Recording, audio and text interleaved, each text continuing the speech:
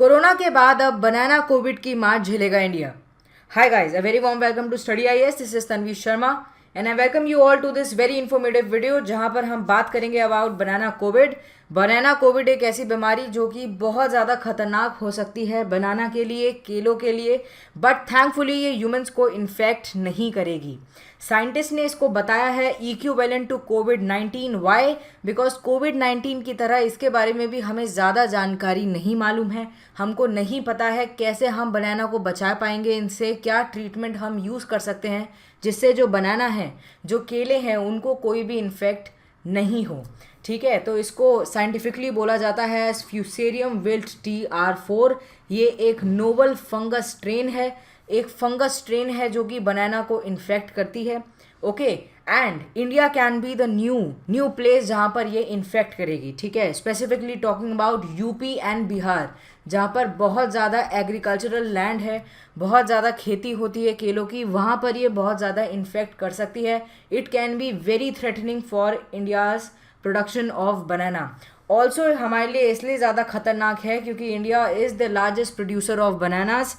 इसलिए हमारे लिए ज़रूरी है कि हम इसके बारे में पढ़ें, जानें और हमको मालूम हो कि हमारे इंडिया में बनाना कैसे इन्फेक्ट हो रहे हैं। The strain tropical rare 4 was first identified in Taiwan. सबसे पहले ताइवान में देखने को मिला था, उसके बाद ये Asia, middle east, Africa, Latin America, इन सब जगहों पर फैलता हुआ नज़र आया। इसमें क्या होता है, सबसे पहले तो ये लीव्स को अटैक करता है। उसके बाद जो लीव्स होते हैं वो येलो हो जाती हैं, उनके जो एजेस होते हैं वो घूमने लग जाते हैं। ठीक है, और दिखने लग जाता है कि जो पेड़ है वो धीरे धीरे सड़ने लग रहा है, उसकी जो कैपेबिलिटी होती है वो बहुत ज़्यादा रिड्यूस हो जाती है। फाओ ने इसको as one of the most destructive of all plant diseases declare कर दिया है कि ये इतना ज़्यादा खतरनाक है कि बहुत ज़्यादा नुकसान हो सकता है all over world. The spreading disease has jeopardise the $26 billion global banana trade. 26 billion global banana trade को ये इन्फेक्ट कर सकता है, को ये परेशान कर सकता है। Now a healthy snack banana is world's most globally exported fruit. सबसे ज़्यादा एक्सपोर्ट होता है ये, and specifically talking about India, India में सबसे ज़्यादा कंज्यूम भी होता है ये। हमने देखा है हमारे इंडिया में इसे छोटे बच्चे से लेकर बड़े एडल्ट तक सब लोग खाते हैं। Why? Because it is a very good source of magnesium.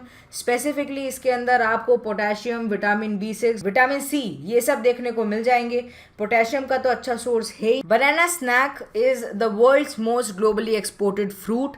सबसे ज़्यादा इसे एक्सपोर्ट किया जाता है अगर हम फ्रूट्स की बात करें। ठीक है, एक देश से दूसरी देश में ये एक्सपोर्ट होता है।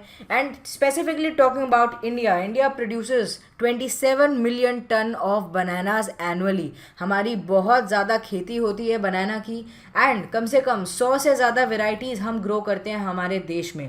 ये जो TR4 है, it has infected the most commonly sold variety, जिसको हम ग्रैंड नायन म्यूसा एक्यूमिनाटा कहते हैं। It's a curvy yellow fruit. आपने भी इसको खाया होगा क्योंकि कॉमनली हमारे इंडिया में वही कंज्यूम किया जाता है। तो ये जो TR4 है ये इन्हीं को इन्फेक्ट कर रहा है। ठीक है, इससे हमें क्या देखने को मिलेगा, जो फार्मर्स की इनकम है वो बहुत ज़्यादा परेशान हो सकते हैं, उनकी इनकम बहुत ज़्यादा कम हो सकती है। बनाना प्राइजेस हमें शूट होते हुए नज़र आ सकते हैं। ठीक है, और बनाना जो कि बहुत अच्छा सोर्स है अच्छी हेल्दी कैलोरीज का, कार्बोहाइड्रेट का, शुगर का, ठीक है, फाइबर का, पोटेशियम का, वो हमारे लिए बहुत ज़्यादा इनएसेसिबल हो जाएगा। Most of India's bananas are consumed domestically. सबसे ज़्यादा लोग घर में ही खाते हैं। एक्वाडोर की अगर हम बात करें, एक्वाडोर लार्जेस्ट एक्सपोर्टर है and also it's the AP centre. AP centre का मतलब ये है कि ये देखने को मिल रहा है कि यहाँ पर बहुत ज़्यादा तादाद में जो TR4 है वो बनाना की जो कल्टीवेशन है उसको इन्फेक्ट कर रहा है। Fusarium wilt is not new, ये कोई नई चीज़ नहीं है। 1950s में ग्रास मिशेल जो कि एक वैरायटी थी उसको कम्प्लीटली वाइप्ड आउट कर दिया था इस फ्यूसेरियम ने। ठीक है, और ये जो ग्रैंड नैन है ये इसकी एक रेजिस्टेंट वैरायटी थी, एक इम्प्रूव्ड वैरायटी थी। पर अगर ये ग्रैंड नैन को भी इन्फेक्ट कर रहा है तो इसका मतलब ये है कि आगे जो वैरायटी आएगी उसको और भी ज़्यादा रेजिस्टेंट होना होगा, उसको और भी ज़्यादा केपेबल होना होगा कि कोई भी अगर जो फंगल स्ट्रेन है या कोई भी उनको डिजीज़ हो वो उसको आराम से रेजिस्ट कर जाए।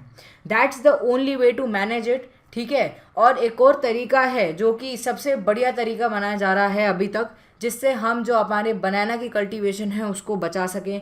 That is the fruit quarantine. Fruit quarantine का मतलब है कि जो भी बीमार है फ्रूट या जो हमारा प्लांट है वो ख़राब है, उसके अंदर कोई भी डिजीज़ देखने को मिल रही है, उसको अलग कर दो, उसको क्वारंटाइन कर दो। जो भी सेफ़ प्लांट्स हैं उनको बिल्कुल अलग कर दो, जिससे वो उनको आगे इन्फेक्ट नहीं कर सके।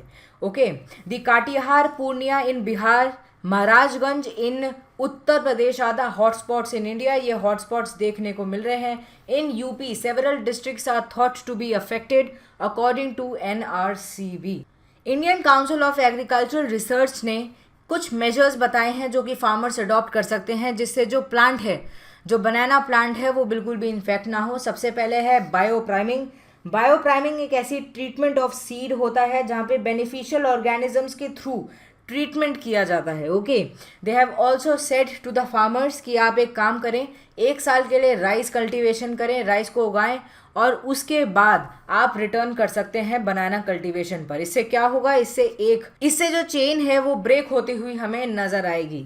इन a briefing document FAO states, in view of challenges associated with control of the disease and the risk posed to the global banana supply, it is evident that a concentrated effort is required from industry, research institution, government and international organization to prevent spread of the disease। ये जो एक disease है बनाना Covid, इसको बचाने के लिए industry, research institute, government, international organisation, इन सब को एक साथ जुटना होगा।